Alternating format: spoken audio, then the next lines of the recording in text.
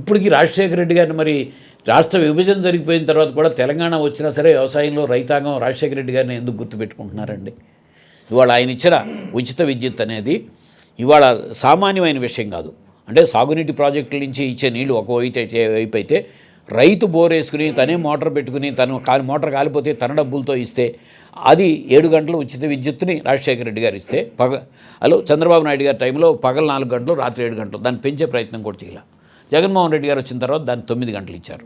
తెలంగాణలో 24 గంటలు ఇచ్చారు.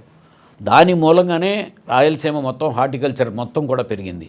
ఇవాళ మీకు కూడా గోదావరి జిల్లాలతో బాగా నాలెడ్జ్ ఉంది. ఇవాళ వెస్ట్ గోదావరిలో కానీ అక్కడ పామాయిల్ అంతా పెరిగిందంటే రాజశేఖర రెడ్డి గారు ముఖ్యమంత్రి వచ్చేటప్పటికి వాళ్ళంతా కూడా కరెంటు బిల్లులు కట్టలేని పరిస్థితిలో ఉంటే ఉచిత విద్యుత్ ఇచ్చినప్పుడు కూడా 3 లక్షల కనెక్షన్స్ తత్కాల్ కనెక్షన్స్ ఉన్నాయి. ఆ 9 ఏళ్ళలో చంద్రబాబు నాయుడు గారు వ్యవసాయ కనెక్షన్స్ కూడా ఇవ్వాల, కావాలంటే వ్యాపార కనెక్షన్స్ తీసుకోమన్నట్టుగా తత్కాల్ కనెక్షన్స్.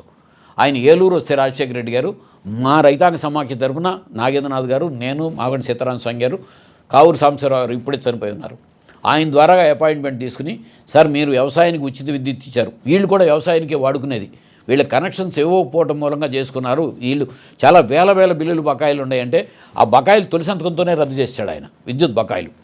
ఆ 3 లక్షల కనెక్షన్స్ కూడా తత్కాల కనెక్షన్స్ అన్ని తీసేసి ఉచిత విద్యుత్ ఇస్తే ఇవాళ పామాయిల్ బెల్ట్ అంతా కూడా అక్కడ పెరిగింది అంటే ఆ విద్యుత్ కనెక్షన్స్ మూలంగానే. సో అందుకనే ఆయన గుర్తుపెట్టున్నారు. మళ్ళీ దాన్ని 7 గంటలు 9 గంటలకు పెంచి పగలే ఇచ్చింది జగన్మోహన్ రెడ్డి గారు ట్రాన్స్ఫార్మర్లు పెంచి.